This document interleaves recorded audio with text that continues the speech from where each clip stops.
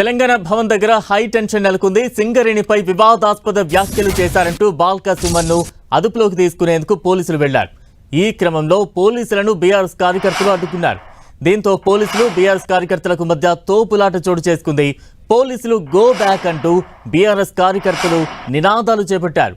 సింగరేణిపై అనుచిత వ్యాఖ్యలు చేశారంటూ బాల్కా సుమన్ పై కేసు నమోదైంది. దీంతో ఆయన 3 రోజులు తెలంగాణ భవన్లో ఉంటున్నారు. విషయం తెలుసుకున్న పోలీసులు బాల్కా సుమన్ కు నోటీసులు ఇచ్చి తీసుకువెళ్లేందుకు పోలీసులు వచ్చారు. తెలంగాణ భవన్ కు వచ్చిన పోలీసులను అడ్డుకున్నారు బీఆర్ఎస్ కార్యకర్తలు. బాల్కా సుమన్ పై నమోదైన కేసులో ముందస్తు బెయిల్ కు దరఖాస్తు చేశామని బాల్కా సుమన్ తరపు లాయర్ తెలిపారు. ఆ విషయం తెలిసే పోలీసులు హడావిడి చేస్తున్నారని లాయర్ లక్ష్మణ్ తెలిపారు.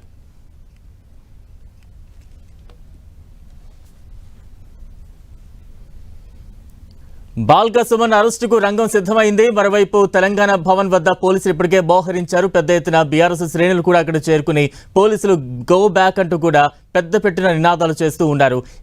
అక్కడ ఉద్రిక్త వాతావరణాన్ని తెలియజేసేందుకు మా ప్రతినిధి కరుణాకర్ సిద్ధంగా ఉన్నారు. కరుణాకర్, బీఆర్ఎస్ మాజీ ఎమ్మెల్యే బాల్కా సుమన్ ఏ క్షణంలోనైనా అరెస్ట్ చేసే అవకాశం కనిపిస్తుంది. మనం చూస్తున్నాం, ఉదయం నుంచి కూడా పోలీసులు పెద్ద ఎత్తున తెలంగాణ భవన్ చుట్టుముట్టు వాళ్ళు మోహరించిన పరిస్థితిని మనం చూస్తున్నాం. పెద్ద ఎత్తున పోలీస్ వాహనాలు కావచ్చు, సాధారణ పోలీసులతో పాటు టాస్క్ ఫోర్స్ పోలీసులు పెద్ద ఎత్తున తెలంగాణ భవన్ చుట్టూ పెద్ద ఎత్తున మోహరించిన పరిస్థితిని మనం చూస్తున్నాం. 4-5 రోజుల క్రితం బాల్కా సుమన్ తీవ్రమైన వ్యాఖ్యలు చేశారు. తెలంగాణ భవన్లో సింగరేణి కార్యవర్గ సమావేశాన్ని ఉద్దేశిస్తూ మళ్ళీ మిలిటెంట్ ఉద్యమాలు చేయాల్సిన పరిస్థితి వచ్చిందని చెప్పి బాల్కా సుమన్ కామెంట్ చేయడంతో పాటు సింగరేణి సంబంధించి ఆయన కీలక వ్యాఖ్యలు చేశారు. అందులో ప్రధానంగా హైదరాబాద్లోని సింగరేణి కార్యాలయాన్ని తగలబెట్టాలని చెప్పి, మందమరిలోని సింగరేణి జీఎం కార్యాలయాన్ని కూడా కాలబెట్టాలని చెప్పి, దాంతోపాటు రైల్వే పట్టాలను కోసేయాలని చెప్పి ఈ విధంగా హింసను ప్రేరేపించే విధంగా బాల్కా సుమన్ ఉద్రేకమైన వ్యాఖ్యలు చేశారు. ఈ వ్యాఖ్యల్ని ప్రభుత్వం కానీ పోలీసులు కానీ సీరియస్గా తీసుకున్నట్టు తెలుస్తోంది.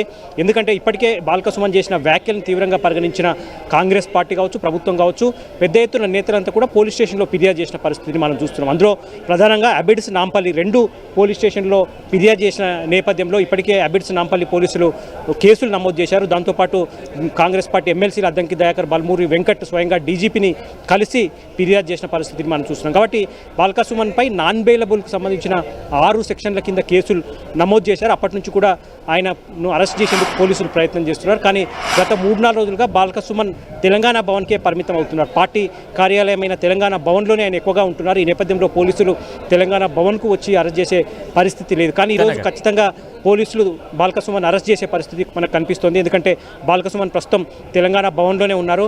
ఆయన మరికాసేపట్లో మీడియాతో మాట్లాడిన తర్వాత ఆయనే తెలంగాణ భవన్ నుంచి బయటికి వెళ్ళి పోలీసులకు సహకరించి అరెస్ట్ అయ్యే పరిస్థితి కనిపిస్తుంది. బలరాం, అంటే బాల్కా సుమన్ కు బీఆర్ఎస్ శ్రేణులు కావచ్చు, కార్యకర్తలు కావచ్చు ఎటువంటి మద్దతు తెలియజేస్తూ ఉన్నారు. ఈ వ్యవహారానికి సంబంధించి పోలీసుల అరెస్టుకు రంగం సిద్ధమవడంతో బీఆర్ఎస్ కార్యకర్తల నుంచి ఎటువంటి రియాక్షన్స్ వస్తూ ఉన్నాయి? అంటే బీఆర్ఎస్ కార్యకర్తలు కావచ్చు, నేతలు కావచ్చు, బాల్కా సుమన్ ఏదో ఉద్రేకంగా వ్యాఖ్యలు చేశారు, ఉద్దేశపూర్వకంగా వ్యాఖ్యలు చేయలేదు. సింగరేణి కార్యకర్తలను ఉద్దేశించి, సింగరేణి యొక్క శ్రేణులను ఉద్దేశించి ఆయన మాట్లాడారు. బాల్కా సుమన్ కూడా దానిపై వివరణ ఇచ్చిన పరిస్థితిని మనం చూస్తున్నాం. ఎందుకంటే తాను మాట్లాడింది ఉద్రేకపూరితంగా మాట్లాడినప్పటికీ కూడా అందులోని స్ఫూర్తిని మాత్రమే తీసుకోవాలి, తాను ఉద్దేశపూర్వకంగా వ్యాఖ్యలు చేయలేదని చెప్పి బాల్కా సుమన్ కూడా చెప్పిన పరిస్థితిని మనం చూస్తున్నాం. కాబట్టి బీఆర్ఎస్ నేతలు కూడా తెలంగాణ భవన్లోకి వచ్చి పోలీసులు అరెస్ట్ చేయలేరు. కాబట్టి పోలీసులు కక్షపూరితంగా వ్యవహరిస్తున్నారు. ఎందుకంటే గతంలో కూడా ముఖ్యమంత్రి రేవంత్ రెడ్డి నుంచి మొదలు పెడితే కాంగ్రెస్ పార్టీ నేతలు చాలామంది ఇటువంటి ఉద్రేకపూరితమైన వ్యాఖ్యలు చేశారు. ఇటువంటి సదుద్దేశంతో వ్యాఖ్యలు చేయకుండా రెచ్చగొట్టే వ్యాఖ్యలు చాలామంది చేశారు. వాళ్ళందరిపై ఎందుకు చర్యలు తీసుకోవట్లేదు, వాళ్ళందరినీ అరెస్ట్ చేయట్లేదు, కేవలం బాల్కా సుమన్ను మాత్రమే ఎందుకు అరెస్ట్ చేయబోతున్నారని చెప్పి బీఆర్ఎస్ నేతలు ప్రశ్నిస్తున్న పరిస్థితిని మనం చూస్తున్నాం. మొత్తం మీద బాల్కా సుమన్ చేసిన వ్యాఖ్యలను మాత్రం కాంగ్రెస్ పార్టీ సీరియస్గా తీసుకుంది. కాంగ్రెస్ పార్టీ ఇచ్చిన ఫిర్యాదు మేరకు ఇప్పటికే బాల్కా సుమన్పై 2 పోలీస్ స్టేషన్లో, నాంపల్లి ఇక అబిడ్స్ పోలీస్ స్టేషన్లో కేసులు నమోదైన పరిస్థితిని మనం చూస్తున్నాం. ఆ కేసులు అనుసరించి మరికాసేపట్లో బాల్కా సుమన్ను తెలంగాణ భవన్ బయట అరెస్ట్ చేసే పరిస్థితిని మనం ఇక్కడ చూస్తున్నాం. బలరాం, అంటే బాల్కా సుమన్ పై నమోదైన సెక్షన్లు ఏంటి, వాటి తీవ్రత ఏంటి, బాల్కా సుమన్ తరపు న్యాయవాదులు ఏం చెప్తూ ఉన్నారు, ఎటువంటి న్యాయ పోరాటానికి సిద్ధమవుతుంది? మనం చూస్తున్నాం లైవ్ లో చూడవచ్చు. బాల్కా సుమన్ కిందికి వస్తున్నాడు. బాల్కా సుమన్ మీడియాతో మాట్లాడి ఆయన ఇక్కడ నుంచి వెళ్ళే అవకాశం కనిపిస్తోంది. మనం చూడొచ్చు, బాల్కా సుమన్ వస్తున్నారు.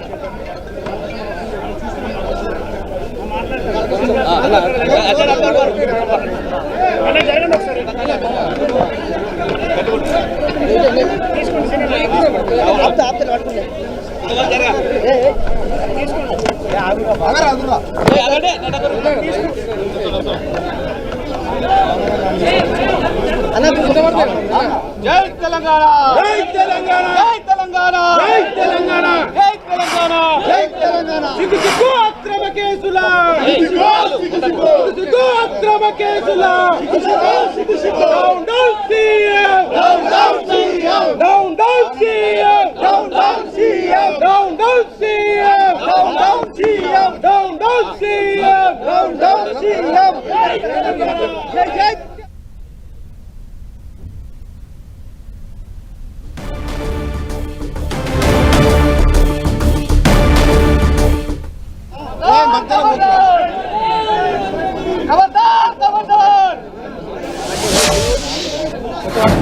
చిన్న అరే కార్తీక్ కొంచెం అటు జరుగురా అరే ప్రశాంత్ కొంచెం అటు జరుగు ఇంత జరుగు ఫ్రీ ఉండండి అన్న కొంచెం రాయేష్ శ్రవణ్ వచ్చింది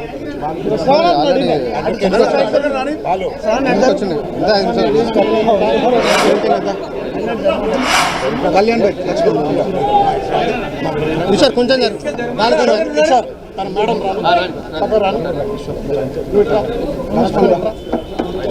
నువ్వు ఇట్లా లక్ష్మణ్ ఇట్లా ఇదే జరుగు పక్క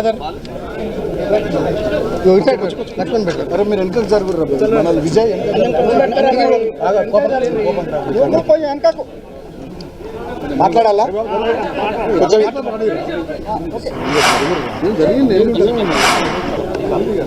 ఓకేనా చిన్న ఓకే ఓకే ఓకే ఒక్క నిమిషం మీరు ఏం మాట్లాడకూడదు నేను అన్ని మాట్లాడను కూల్ మీడియా మిత్రులకు నమస్కారం ఈరోజు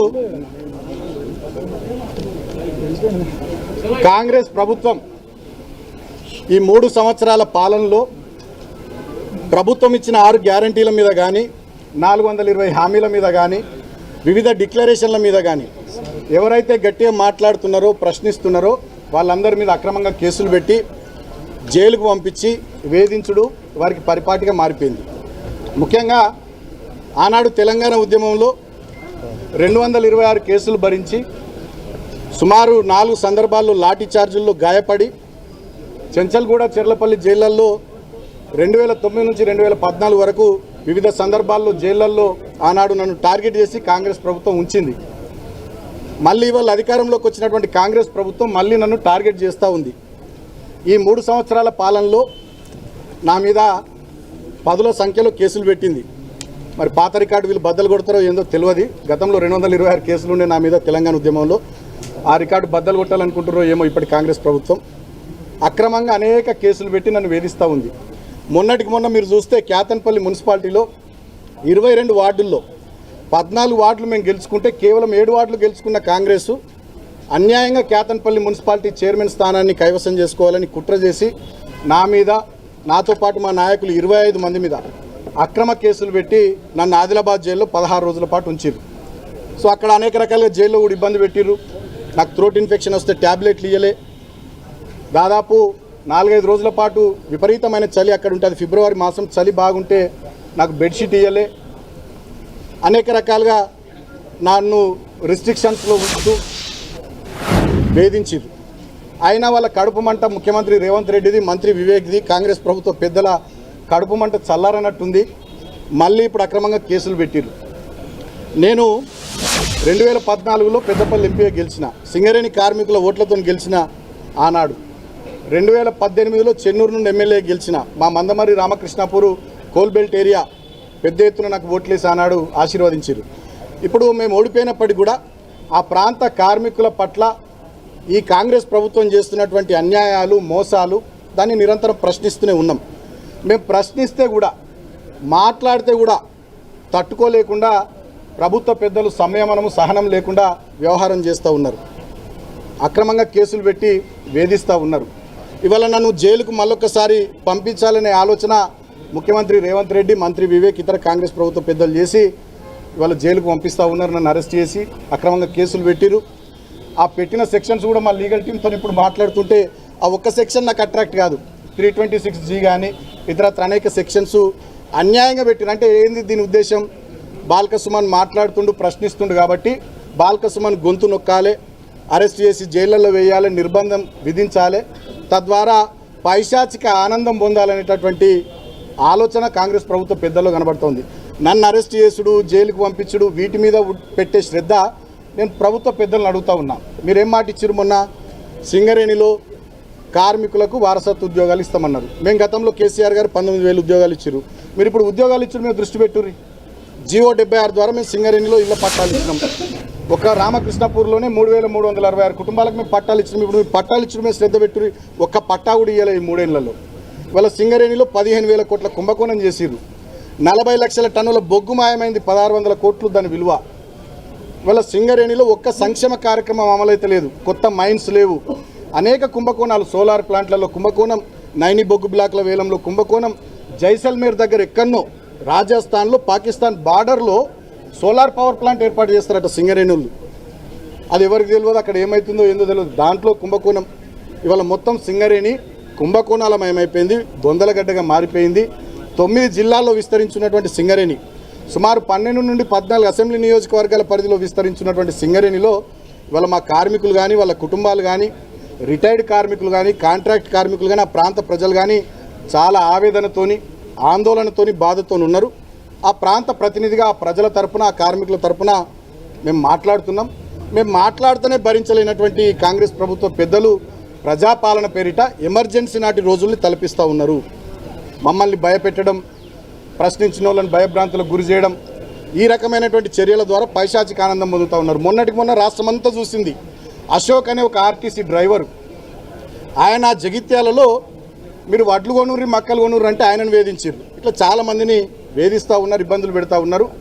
అయినప్పటికీ నాకు చట్టం మీద, వ్యవస్థల మీద, న్యాయస్థానం మీద, మా అంబేద్కర్ గారు మహానుభావుడు రాసిన రాజ్యాంగం మీద నాకు నమ్మకం ఉంది. ఈ అరెస్టులు, కేసులు, వేధింపులు, జైళ్ళు ఇవన్నీ కూడా మా లీగల్ టీం చూసుకుంటుంది. సో చట్టాన్ని గౌరవించే వ్యక్తిగా, రాజ్యాంగం పట్ల దాన్ని అనుసరించేటటువంటి వ్యక్తిగా, గతంలో ఎంపీగా, ఎమ్మెల్యేగా పనిచేసిన అనుభవం ఉన్నటువంటి వ్యక్తిగా, డెఫినెట్గా లా అబైడింగ్ సిటిజన్గా నేను అన్ని వ్యవస్థలకు కోఆపరేట్ చేస్తా అని చెప్పి తెలియజేస్తూ, ఇక కొన్ని ఛానళ్ళు సుమన్ పారిపోయిండు, అటువంటి ఇటువంటి అంటే నేను ఎటు పోలే. తెలంగాణ భవన్లో మా పార్టీ యాక్టివిటీ ఉంది, విద్యార్థి భవన్కి సంబంధించినటువంటి మెంబర్షిప్ యాప్ తయారు చేసేది ఉంది. ఆ పనిలో మేము నిమగ్నమైన, మేము ఎటు పోలే. డెఫినెట్గా చట్టాన్ని గౌరవించే వ్యక్తిగా నేను పూర్తి స్థాయిలో సహకరిస్తా. అంతిమంగా నేను ఒకటే కోరుతా ఉన్న కాంగ్రెస్ ప్రభుత్వ పెద్దల్ని, సరే ఇవల్ల మరి ఇప్పటికి నన్ను జైలుకు పంపిస్తున్న రేవంత్ రెడ్డికి, మంత్రి వివేక్కి ఇప్పటికైనా మరి కడుపు మంట సల్లారుతుందో ఏందో చూడాలి. మా మీద పెట్టే శ్రద్ధ, మా మీద చేసే ఎదురుదాడి, మా మీద కేసులు పెట్టి జైళ్ళకు పంపించాలనేటటువంటి దాని మీద ఉన్న మీ తాపత్రయం, దాంట్లో సగమైన మీరు ఇచ్చిన 6 గ్యారంటీల మీద, 420 హామీల మీద, చేవేళ్లలో చెప్పిన SC/ST డిక్లరేషన్ మీద, కామారెడ్డిలో చెప్పిన BC డిక్లరేషన్ మీద, వరంగల్లో చెప్పిన రైతు డిక్లరేషన్ మీద, అదేవిధంగా సరూర్ నగర్లో చెప్పిన యూత్ డిక్లరేషన్ మీద పెట్టి ప్రజలకు 4 మంచి పనులు చేయాలని కాంగ్రెస్ ప్రభుత్వ పెద్దల్ని కోరుతా ఉన్నా. అంతిమంగా న్యాయం గెలుస్తుంది, ధర్మం గెలుస్తుంది. జై తెలంగాణ, జై కేసీఆర్, సత్యమేవ జయతే.